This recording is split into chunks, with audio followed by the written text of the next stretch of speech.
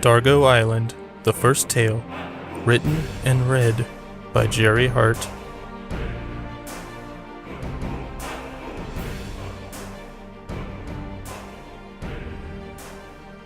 Chapter 1. Believe it or not, I'd never seen a tornado in real life until I was 19, and I've lived in Texas my whole life. I'd only ever seen them on TV, in movies and stuff like that. The one I was looking at now was on the news, but it was also down the street from my house. This didn't count though because I couldn't see it from my room. According to the meteorologist, there were two more also headed this way. They were closing in on me, and I still couldn't see them. I'd gone outside my house a few times, like an idiot, along with my neighbors, to see if the twisters were visible, but thanks to the trees and many roofs, we could see nothing. We may not have had to wait long, because a fourth twister looked to be forming over our heads at that time. The sky was so silent and eerie. I expected wind that sounded like trains, but got nothing like that. Just creepy silence. And then the hail started just as I was returning to the house. My roommate, Christy, was already hiding in her closet, but I couldn't just hide in mine and wait.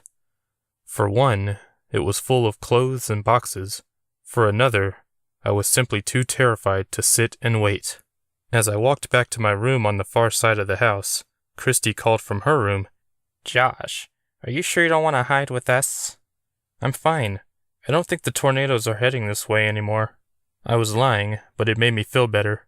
When I walked into my room, I immediately turned up my TV and listened. The tornadoes were indeed headed for us. All three. I hopped into my closet with all the pillows from my bed waiting for me. I kept the TV on and the door cracked so I could stay updated. I could almost hear the train-like wind now. Or maybe it was my imagination. God, I could feel the walls closing in on me now. Was I going to die this day, one day after my 19th birthday? That's what I get for being born in May. The house shook, and I closed the door and pressed against it. I knew I couldn't keep the tornadoes out like that, but it made me feel a little better, gave me some control of the situation. Incidentally, I still hadn't seen the tornadoes, but was about to be killed by them. What a way to go. At the very least, it could have been a now I've seen everything and can die happy moment, but I couldn't even get that. I heard glass shatter and knew it was my bedroom window, just over my bed. If I hadn't jumped in the closet in time, I would have been cut to shreds. I heard a terrible sucking sound just past the door and figured my TV and computer, and possibly my bed, were being pulled from the room. If I did survive this, life would suck.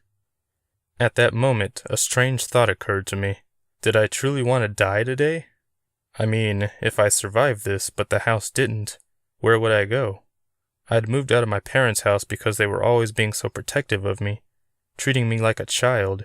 My truck was so crappy, in and out of the mechanic shop 3 times this year. I was dreading what the tornadoes were doing to it at that moment. My problems were trivial, but they were significant to me. I was afraid of the future, of all the problems I would face, especially of the ones I wouldn't be able to handle. The wind in the room grew louder. The tornadoes were right outside. My death was seconds away, along with the death of my roommate.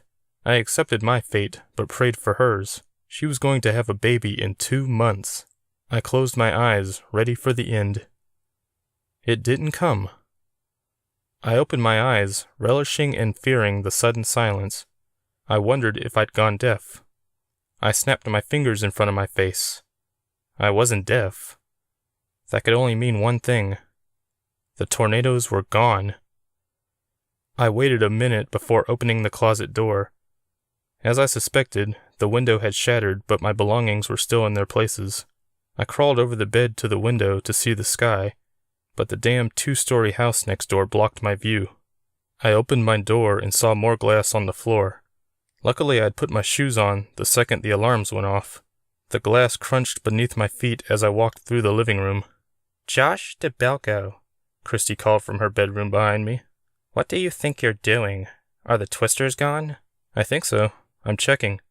I was at the front door when Christy said, Boy, you are brave. You're acting like there's orange chicken out there. Be careful. I'm going back to my closet. She rubbed her belly before closing the door. I chuckled at her comment. I love orange chicken, and looked through the front door's window. The street looked calm, with only a little debris scattered around. I was relieved to see my little blue Chevy S10 still in its spot by the mailbox. I saw other neighbors being just as curious as me. No one left the safety of their tiny porches, though. I guess I would be the first. I walked the path to the driveway, making sure not to step on the beautiful, sensitive grass. I kept my eyes on the sky. It was eerily quiet again, the clouds slowly spinning above me. I got a horrible feeling in my gut. I looked back to the neighbors and saw them running into their houses, screaming and pointing. I looked up and saw a funnel headed toward the ground. One of my neighbors was standing in the street, too scared to move. I ran toward her, pushing her out of the way just before I was lifted off my feet.